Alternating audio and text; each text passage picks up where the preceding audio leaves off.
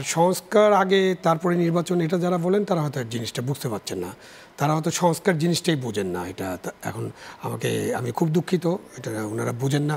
নির্বাচন এবং সংস্কার, এই যে দুটো শব্দ, দীর্ঘদিন ধরে এই শব্দ দুটোকে কেউ বলছে মুখোমুখি দাঁড় করবার কোনো দরকারই নেই, দুটোই সমান তালে চলবে। আবার অনেকে বলছেন এই সংস্কার সব শেষ করে নির্বাচন হতে হবে, কেউ বলছে কিছুটা গুরুত্বপূর্ণ সংস্কার শেষ করে নির্বাচনের জায়গাটায় আবার স্থানীয় সরকার নির্বাচন, জাতীয় সংসদ নির্বাচন। বিতর্কগুলো রয়েছে, অস্থিরতা বাড়াচ্ছে জনমনে। কি বলবেন আপনি?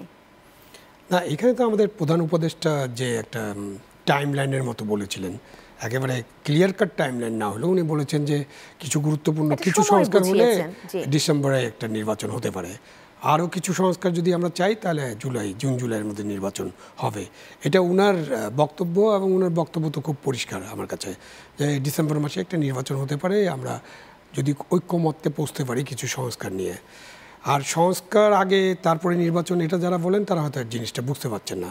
তারা হয়তো সংস্কার জিনিসটাই বোঝেন না। এটা এখন আমি খুব দুঃখিত, এটা ওনারা বোঝেন না। এটা বললে ওনারা হয়তো রাগ করতে পারেন, কিন্তু ওনারা বোঝেন না এই কারণে যে সংস্কার হচ্ছে একটা চলমান প্রক্রিয়া, এবং এই মানব সভ্যতা পুরোটাই সংস্কারের মধ্যে দিয়ে চলছে। এবং আগামী 100-1000 বছর মানব সভ্যতা যতদিন থাকবে সংস্কার চলতে থাকবে। সংস্কার কি? আপনি একটা জিনিস আজকে ফলো করছেন, আপনার কাছে মনে হতে পারে এটা একটা আপডেট করা দরকার, তখন আপনি এটাকে আপডেট করবেন। যে কোনো পদ্ধতি, যে কোনো আপডেট ভার্সন, যে কোনো পদ্ধতি, আপনি একটা পদ্ধতিতে চালানো হচ্ছে একটা অর্গানাইজেশন, আপনি ভাবলেন যে সেই অর্গানাইজেশনে আরও কিছু উন্নতি করা দরকার। তো রাষ্ট্রকে যদি আমরা ওইরকম একটা অর্গানাইজেশন হিসেবে দেখি, রাষ্ট্র, সরকারের ব্যবস্থা, তো সেখানে সংস্কার একটা চলমান প্রক্রিয়া, এটা হতেই থাকবে। কিন্তু সব সংস্কার করে, যেমন এখন 6টা সংস্কার কমিশনই তো প্রায় 400-র উপরে সুপারিশ করেছে, এবং আরও অনেক বাকি আছে। শিক্ষা নিয়ে কোনো সংস্কার আমরা কমিশন করেই নেই। তো আপনি যদি এই সমস্ত সংস্কার করতে চান, এবং সংস্কার না হলে নির্বাচন না, তাহলে তো আর নির্বাচন হবে না।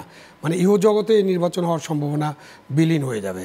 কারণ কত বছর, 100 বছর, 200 বছর, 500 বছর লাগবে। আর আমরা সবাই তো যারা এই কথাগুলো বলছি তারাও সংস্কার দেখার জন্য বেঁচে থাকবো না। সুতরাং সংস্কার আগে তারপরে নির্বাচন বলতে তারা আরেকটু পরিষ্কার হতে পারেন।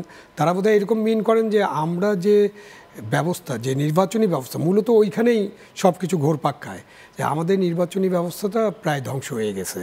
এবং আমরা গত 77 বছর আমাদের নির্বাচন নিয়ে অনেক প্রশ্ন, আগে কম প্রশ্ন ছিল, এখন 14, 18, 24-এ অনেক বেশি প্রশ্ন, এবং পুরো নির্বাচন ব্যবস্থা ধসে পড়েছে।